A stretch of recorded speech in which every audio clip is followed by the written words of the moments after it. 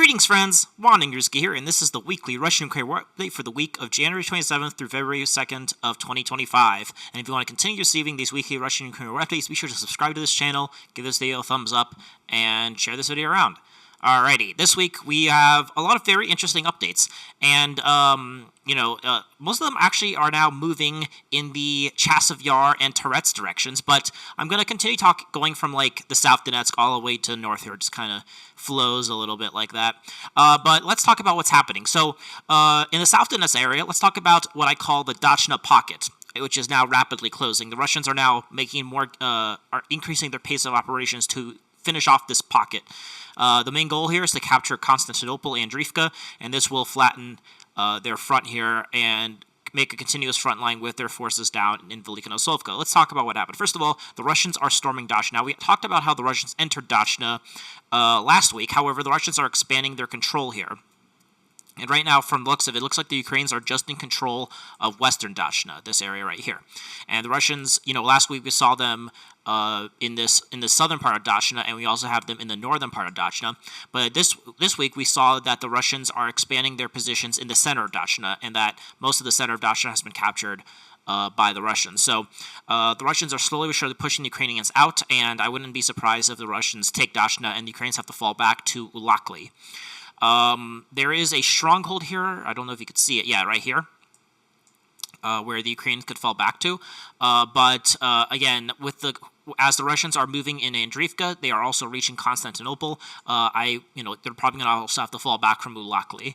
I have no clue why the Ukrainians, especially since the Russians keep bombing all these bridges here along the Vochka and Suka-Yal rivers and supplying these two villages in this pocket. There's no strategic, I understand there's a strategic significance to this, but I have no clue why they want to keep this up and not just fall back and try to hold on to Andriivka and Constantinople. But they are, and now they're losing Dachna. So the Russians are slowly but surely pushing themselves in Dachna. They basically expanded their control in the center, took this area this week. And now what's more interesting, though, is not necessarily the Russians clearing this pocket directly. It's also what's happening on the peripheries. The Russians, we talked about also last week, how they entered the eastern part of Andriivka. And this week, we have most sources are saying that the Russians have started capturing the eastern part of Andriivka, so this area right here. So the Russians entered in this northeast area, and then the Russian sources are saying that this entire area that I circled in red has been captured by the Russians with Andriivka. And now, the reason why it's actually taking so long for the Russians to break through Andriivka is this. Now, I'm going to use the military summary map here. See if I could use it. But this, I was trying to find the fortification map. This is not the exact map, but this map does have fortification icons on it that the other thing does not. So as you can see in Andriivka here, these black lines here represent a fortification. So, as the Russians were pushing from, Staroterny, you could see that, for example, look at this long trench network in the north of Andriivka, and then this trench network to the east of Andriivka. This is why it's taken so long for the Russians to break into Andriivka, because the Ukrainians built up all these strong fortifications. I'm not sure if we could zoom in and see it or not. Maybe we can. But in any case, it is going to take a while. That's what the Russians have to clear these trenches one by one. So, you might think, oh, why is it taking so long for them to clear northern Andriivka? Well, because they have to clear this trench network. Why is it hard for them to enter the eastern part of Andriivka? Because of these trench networks. So, it's a lot, when I use this, the Syriac map, it doesn't show, you might say, well, when you look at this map, you might be wondering, well, why is it so hard? Well, when you look at fortification maps, it makes it a bit more, it makes sense for why it's taking hard for the Russians to enter Andriivka. But they're slowly but surely, they have established their presence in Andriivka, and now the Russians will probably start trying to battle for these northern farms and try to break into center Andriivka. Also, the Russians have reached the southern part of the village of Constantinople. A lot of sources are saying they have attacked and have captured a lot of these fields in the south of Constantinople. So now, I don't know if the Russians were going to try to attack Constantinople directly, if they're going to try to attack Rosalie, but this advancement of Constantinople is very dangerous, because then, as this pocket is rapidly closing, and I wouldn't be surprised if if this pocket collapses within the next, sometime this month, I would assume. It also puts, if the Russians are in these fields, it puts the village of Rosalie in a very precarious situation, because now the Russians can attack it from the side here instead of directly north here. And then to wrap up the South Donetsk direction, the Russians are clearing up their things in Velika Nosovka. They have captured everything behind the Volga-Yala River, so they've cleared this area. They've also captured a very important stronghold to the west of Rozdolnia here, this fortification right here. This will help the Russians be able to actually control Rozdolnia, and I wouldn't be surprised if the Russians also maybe capture these tree lines in the foreseeable future just to keep pushing northwards, and probably along the Volga-Yala River towards the village of Kamar, which is where the Russians will want to move towards as they start liberating the rest of southern Donbass. So yeah, the Russians are continues right now. The main focus is to clear up this Andriivka pocket, and the Russians are are doing that step by step. Alrighty, now let us go to the Pokrovsk direction. Now this is where a lot of the Ukrainians have sent a bunch of troops to deflect the Russian advance in Udashna and Kotelnina. And as you can see, there actually hasn't been really much movement in this area. This is where the Russians were making big gains, but the Russians were stopped on. They might have a small presence in the eastern part of Udashna. They have full control over Kotelny, but the Ukrainians are making counterattacks. So for example, now there's a back and forth over this wastewater thing or whatever the fuck this is called, and so the Russians are, they're trying to deflect the Russians from trying to get closer to this Pokrovsk power plant or mining facility. And then, also the Russians are moving along this rail line, and there's been some back and forths with the Ukrainians attacking and trying to deflect the Russians from moving along this rail line. So there's actually been very little, and the reason for this is because the Ukrainians are sending most of their new brigades that they trained in the West over this last year to this area to pause the Russian advance. This has succeeded in slowing the advance down tremendously. However, that being said, this is only a temporary solution. So so there's a huge amount of battles. Just because this is probably one of the hottest areas of the front, Udashna and Kotelny, but so just because there's nothing going on here does not mean that there's not huge battles going on here. However, where there is some movement in the Pokrovsk direction is in the southern part, this area in the fields here. And, they're fighting for every single, house to house, street to street, as the Marines say for the Tut village or Hoy City or whatever, right? House to house, street to street. But in any case, this is what's happening in this area. And what's happening here is the Russians are advancing house by house, street by street. The main thing, we talked about how the Russians captured Nova Andriivka last week, and now most sources are saying that they're using their positions from Nova Uzaletivka and Nadezhna and trying to capture the fields and tree lines to the north of Subrinia. A lot of sources are also saying that the Russians have captured the fields to the south of Subrinia, and that the Russians are now trying to break through into Subrinia itself. And so the Russians are basically enveloping it from the south and from the north here, and then slowly but surely they will capture this village. So the Russians are using their positions from the north and the south to try to capture Subrinia. So that's what's going on here. This map is not updated as of yet. One thing that's interesting is the battle for Dnipropetrovsk. A lot of pro-Russian sources say that this village has been captured, but we don't have 100% confirmation of that yet. We have confirmation that the Russians are in the south here, but we don't have them like raising their flags like in the most western part of Dnipropetrovsk, and it has not been announced by the Russian Ministry of Defense as well. So it's going to be very hard for them to. So I don't know the status of this, but pro-Russian sources say this has been captured. I would assume so. That's not out of the realm of possibility. But it is definitely something that if the capture this will open up the fields to the Dnipro Oblast and towards Novopavlovka. Another interesting thing is that the battle for Uspenivka is still ongoing. We actually have geolocated confirmation of the Russians in the center of Uspenivka. I have no clue how the fuck there's nothing going on here. Like I don't know. Well, I don't know how they have not cleared this village yet. Like, I mean, how many troops does it take to take that? I mean, just send like a couple dozen troops here and just knock the Ukrainians out. I mean, how hard is that? But anyway, some pro-Russian sources are saying that the Russians are trying to go along this like kind of reservoir and try to reach this other Nova Alexandriivka here. And pro-Russian sources say that they're actually battling for this village. And if that is true, then the defense of Uspenivka is going to collapse because there's no way to their rear has been breached. And I wouldn't be surprised if the movements of this are true, that the Russians take everything like this. So, and then this could also then, they could link up and clear the fields between Nova Alexandriivka and Avdiivka, and then, from there, the Russians could either pause, because then they took everything they need in the south here, as the Russians march into Dachna, or they could continue moving along the Solonia River. Maybe take Novosibirsk, Nova Molokova, Moravka, and just kind of move along here till they reach Novopalovka, which is, I think, the main direction. The Ukrainians call this the Novopalovka direction, which is, and I think this is, if the Russians want to, I think the Russians will try to reach Novopalovka, but I think at that point they might stop. But, because reaching Novopalovka will allow them to capture the rest of southern Donbass as well here. Anyway,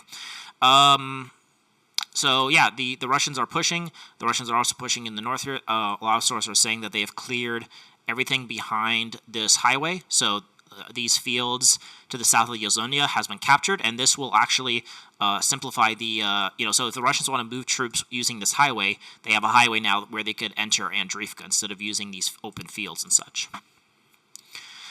So the slow offensive here in Pokrovsk is continuing, and we shall see if how long the Ukrainians could hold off the Russians from the western part of Pokrovsk, and how the slow march towards the Dnipro Oblast continues for the Russians.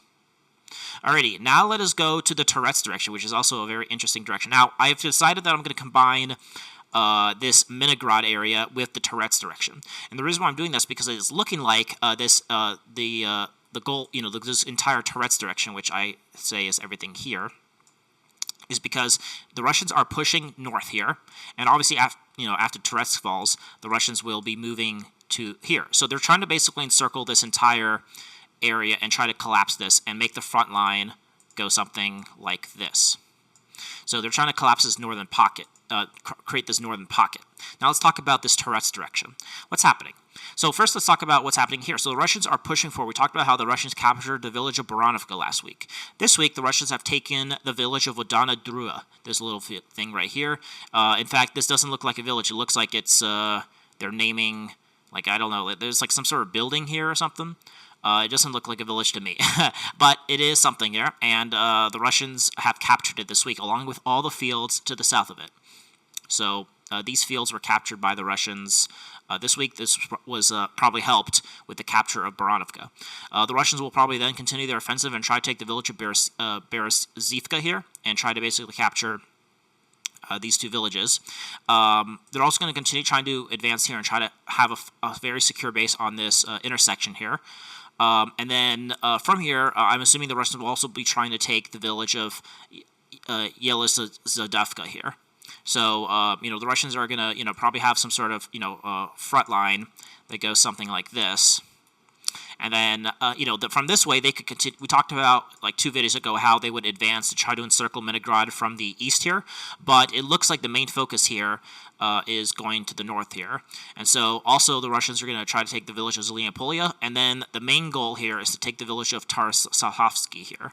And the capture of this village will give them a very strong foothold to continue moving along this reservoir and towards the main goal, which is Alexandra Kalinovo. But again, also the Russians in this other Tourette's direction is going to also move towards out. So they're going to try to meet up in this village here. But they obviously have to continue taking these areas in the south here. So there's 2 options for them here. They could continue moving north. They could encircle Minigrad from the east. But from the looks of it, they're gonna try to encircle this pocket to the north here. So yeah, now let's talk about Tourette's itself, where a lot of I talked about the fall. I talked about how last week the Tourette's fell. That was a bit of a, I would say, I think I cursed it. I said, fuck it, I'm calling that Tourette's has fallen. Technically not. There's like less than 1% of the town that is like this mining complex has not fallen yet. We actually have some geolocated footage of the Ukrainians being in this Terracon right here. And trying to attack the Russians in these little huts, doing fire raids here. So, so technically Tourette's is like not it's like it feels like the Russians like took all of it and they're like, oh fuck it, we're not going to take the last like 0.5% of Tourette's. So technically Tourette's, right now there's fierce battles going on for this mining complex, but the Russians have not fully taken it, and it's kind of frustrating. You can't really say it fell yet, but basically has fallen. So the Russians are now putting their positions in the east here, now the most in the west here, I should say. And the focus actually, the reason I trust is actually pretty interesting is because now the Russians are focusing on Novospassky and Shyrbrenka. And actually, one of the biggest updates here is that the Russians have collapsed what they call the Shyrbrenka pocket. And so there was this pocket here, and the Russians basically took almost all of central Shyrbrenka in this area right here. This way, this flattens the front line between their positions as they push along this rail line from the city of New York, and then also their positions in Toretsk. Because before, there was this big pocket here that was complicating all the Russian plans here. But now, with the collapse of this pocket, the Russians have managed to break into center Shyrbrenka and collapse this entire pocket, which is very good news for the Russians. So this entire section right here was captured by the Russians. So very big deal. I'm not sure why they didn't close this pocket earlier. Maybe they were trying to, clear this northern area. And we some sources are saying that the Russians are clearing this forest to the west of Toretsk here. And I wouldn't be surprised if the Russians also took the rest of northern Shyrbrenka here. And so, last something like this, and then from there, the Russians will then continue moving along this rail line and the river, and again, the main goal is to reach this reservoir right here, and to do that, they need to take the villages of Shyrbrenka and Novospassky. So, the last battle for Toretsk is happening in this mining complex. I don't know why it has not fallen yet, and but now the main focus is now going to be pushing towards Novospassky and Shyrbrenka. So we will probably see these villages start being taken soon. Alrighty, that is the Toretsk direction. Now let's go to the Chasov Yar direction, which is actually where the most interesting things have happened. This is where actually one of the biggest changes have happened. And I don't know if this happened this week or this was like a culmination of stuff that we didn't see any geolocation footage for, but southern Chasov Yar has collapsed. So we talked about northern Chasov Yar collapsing. After the capture of the refractory plant, the Russians managed to actually break through and capture, I forgot what the fuck they call the Severna district. But anyway, this district has fallen to the Russians. And then in the southern part, the Russians have made huge progress here. They've actually created a very strong bridgehead in the southern part of Chasov Yar. So most of Chasov Yar is going to fall. With what we've seen in the south, this puts the Ukraine. They already cut off the roads that supply Chasov Yar for the north, but now the Russians are basically cutting off the roads that lead to the south, and so the center part of Chasov Yar, the main holdout for the Russians here, is now going to be. This is where the Ukrainians are trying to hold out for Chasov, because if the center falls, then basically Chasov Yar has fallen, and then there's only going to be the Nikolaevka and Stupochki districts that they have to take. Obviously these are just like little villages with little huts, so it's going to be easy for the Russians to take it, as opposed to this big central fortress here. Anyway, so what happened in the southern part? So first of all, the Russians have captured this entire trenched-up fortified network in the southern part, this forest area. So we actually have geolocated footage of the Russians capturing this area here. And so, and we actually have some footage showing that the Russians were using this road to try to link up with their forces who are in the southern part, who have captured the most southern part of Chasov Yar here. And so, basically what that confirms is that the Russians along this road have captured this entire area. So, this is a very big gain for the Russians, but the Russians did not just stop there. They're also advancing the south here. We actually have geolocated footage of the Russians attacking and being in this very western part here. And that means a lot of pro-Russian sources are saying, we actually have also some geolocated footage of the Russians being in this lake here, that this quarry, the southern quarry, has been captured by the Russians. And so this area has also come under Russian control.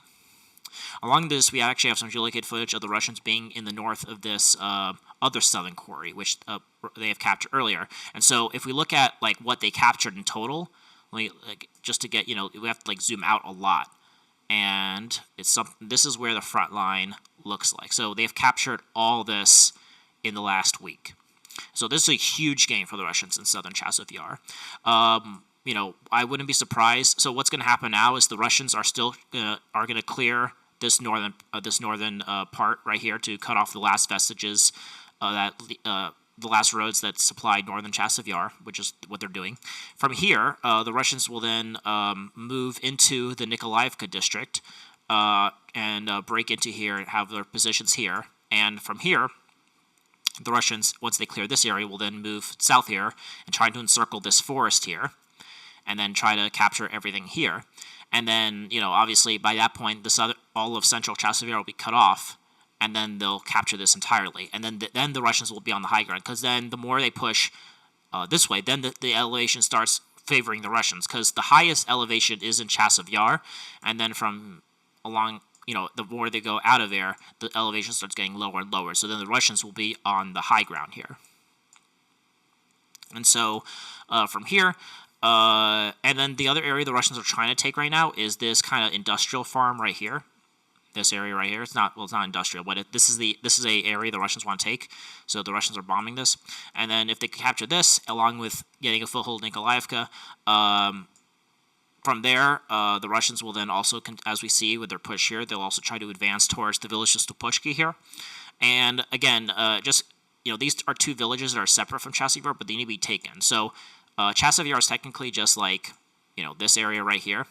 So technically just the center part remains, but that's, again, cities is just a PR thing. So what they actually have to take is, this is where the Russians want to be at the end of their advancement. So this is what the Russians will want to take, and then once they get at this position, then they'll probably do a rotation, and there'll be a pause here for maybe a few weeks. But this is where the Russians want to take, and the Russians are slowly but surely, they encircle Chasov Yar from the north.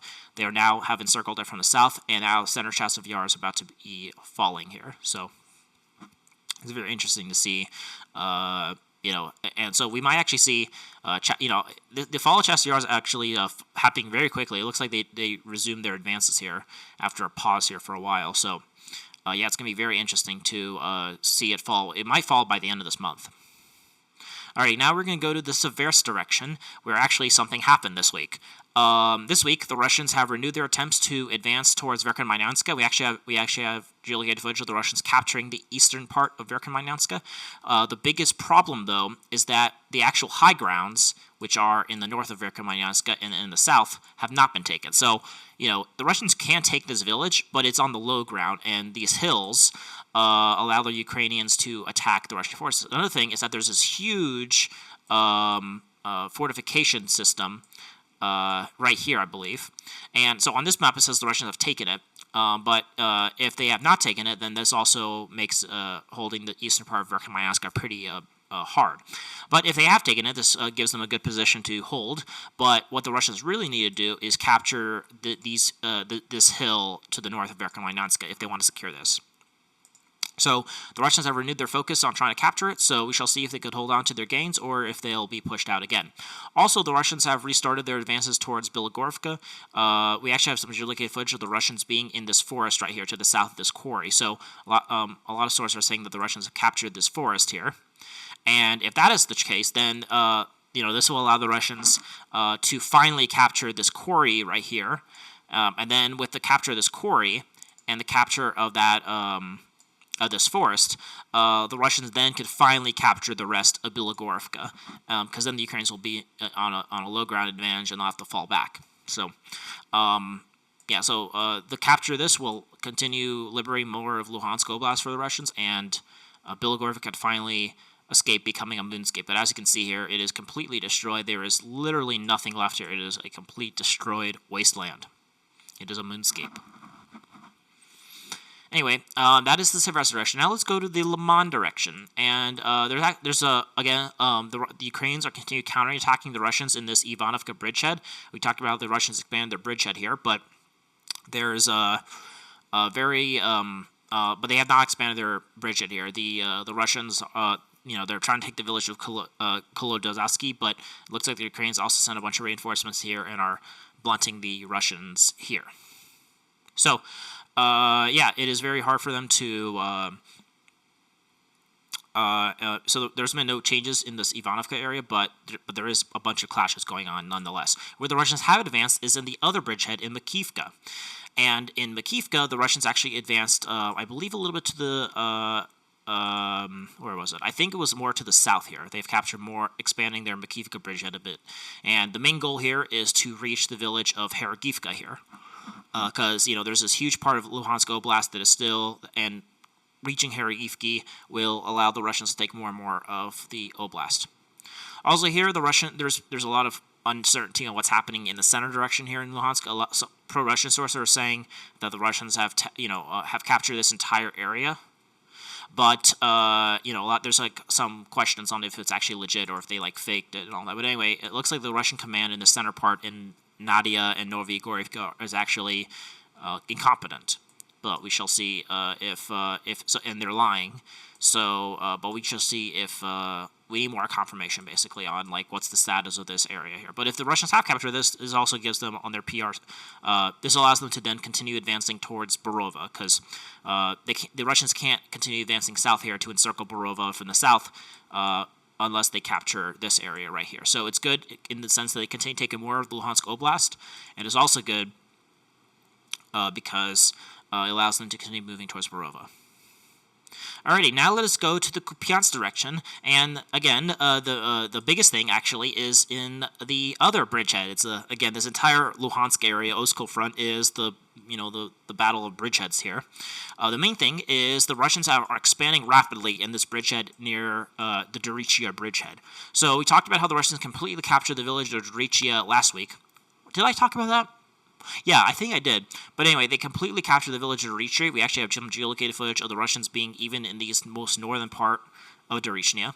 But not only that, the Russians are now expanding and have completely captured the village of Novomolinsk, and they have captured. They're expanding their northern bridgehead. So they have captured this entire area, and I wouldn't be surprised if they also captured some of these fields to the north here. So after the capture of Dorichia, the Russians are expanding their foothold in the north here. Also, they are flattening the front line between their positions in Zapenda and Dorichia. So this week, the Russians captured this area between Dorichia and Zapenda. So this gives, they could have some pontoon bridgeheads from their positions in on the other side of the Oskol. They could use Dorichia as like a center part, and then now they could, they are trying to flatten the front so that they can have positions, in the north here and also in the south here. Also, this map has been updated to show that the Russians are also expanding the bridgehead to the south of Zapena and have reached this village that doesn't exist anymore of Kalanovo. My guess, what the Russians will do next, is that they're using this bridgehead to try to encircle Kupiansk from the north here, because if they want to, advance and try to take, a lot of pro-Russian sources are saying that they're going to try to reach, Ville Baruch and try to cut off this entire area of northern Kharkov, but I think that is too much. I think what they're going to actually focus... I mean, that's a possibility that they could do, but I think what they're going to do here is try to encircle Kupiansk from the north there. I think that is actually the main goal. And what I think the Russians are going to do next, after the capture of Dorichia, is they're going to try to capture the village of Manalanachki and Kinder Sharifki. And then once they take these villages and continue expanding the bridgehead to the south here, at that point, then they'll have a very solid bridgehead to start encircling Kupiansk from the north here. So, and then they could continue advancing in all directions. The Russians here could then try to take the villages of Flotnia, Dorantka, and fuck it, I can't even pronounce these villages. Anyway, they could, expand their, have some positions in the north here, create like a bridge, like a front line here, and then from here, they could use that to start, then they could like advance and take these villages, and then start trying to, advance into Kupiansk itself from the north. And then they could probably also restart operations from here as well, because the capture of Kupiansk will collapse this entire pocket right here. And so, this Kupiansk bridgehead is expanding very rapidly here. So, yeah, that is the Kupiansk direction, and I am interested to see how they expand it from here. Now let us go to the Kursk direction. Nothing happened in Kharkov. The northern part of Kharkov, I should say. But in Kursk, actually nothing really happened in Kursk. The only big thing to talk about is the Russians are battling for the village of Sever de Lukovko here. So the Russians are trying to establish themselves here. So there's fierce battles going on for this village. The reason why there's so much fierce battles is because if the Russians could take Serdukovko and then flatten their front line, along with their advancements that's happening to the north here in Nikolivsky, in Victoria. We talked about how the Russians are trying to battle for this area in the Malinovka area. But if the Russians could, take Malinovka and also take these villages to the south, then they'll have FPV drone control over everything that supplies the Sushka direction. So this entire road will be continuously under attack, and the Ukrainians do not want to have their supply line be under constant attack in Sushka. And yeah, that is basically the end of this video. The Ukrainians are also have increased their attacks on Russian oil refineries. The Russians are doing massive missile attacks as well. But a lot of big gains. Trump is saying he wants a peace, but the peace agreement that's been floating around is real. I actually made a Twitter thread about it. It's very bad for the Russians. So right now, the time is on the Russian side, and if they make peace, then the time is on the Ukrainian side, basically. Alrighty, so that's the end of this video. Hope you guys enjoyed. Be sure to subscribe to my channel if you want to continue seeing these weekly Russian-Ukrainian war updates. Be sure to like this video, comment your thoughts, and share this video around. So aim high and wander on.